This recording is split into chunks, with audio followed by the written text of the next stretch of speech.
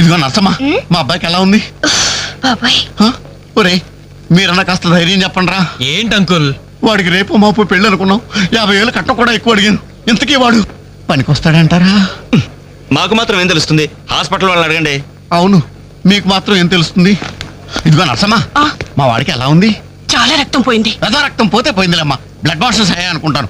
ఇంతకీ మా వాడు పనికొస్తాడంటావా? అదేనమ్మా, ఆ విషయానికి పనికొస్తాడంటావా? ఆ విషయం నన్ను అడిగేది?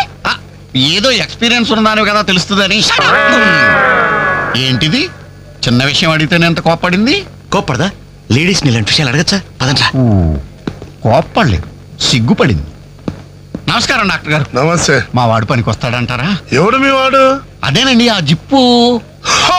ఓకే ఓకే, అర్థమైంది. డాక్టర్ గారు, నాకున్నది ఒక్కగానొక్క కొడుకు, వాడుకున్నది ఒకే ఒక్క. డోంట్ వరీ, దాన్ని తీసేశారా? దాన్ని తీసేశారా? No no no no no no, zip తీసేశాను. అమ్మయ్యా, అయితే పనికి వస్తుందంటారా? జిప్పా? వెదవ జిప్పు పోతే పోయిందిలండి. 190 జిప్పులు కొంటాను. వాడు అసలే పెళ్లి కావాల్సిన వాడు, సంసారానికి పనికొస్తే చాలు. No problem. మీ వాడిని వెళ్ళి ధైర్యంగా 3 ముళ్ళు వేయమనండి. మిగతా వ్యవహారం నేను వచ్చి చూసుకుంటా. అమ్మయ్యా, ఇప్పటికి ధైర్యం వచ్చింది. ఆపరా బాబు, నీకేం ప్రాబ్లం లేదు. ఈ రోజే ఇంటికి వెళ్ళిపోవచ్చు. బయట విషయం ఎవరికి తెలియదు కదా. తెలిసేదేంటి నా బొందా?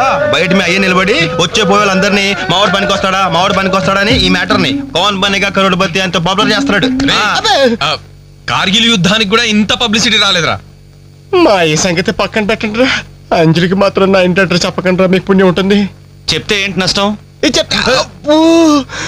ఇంటికి వచ్చి పరామర్శించింది అనుకో, తల ఎక్కడ పెట్టుకోవాలి. అరే చెప్పందని మాట ఏమంటారా బాబు, మీ మీద నమ్మకాలు లేవు. సరే ఎవరికి చెప్పాలి?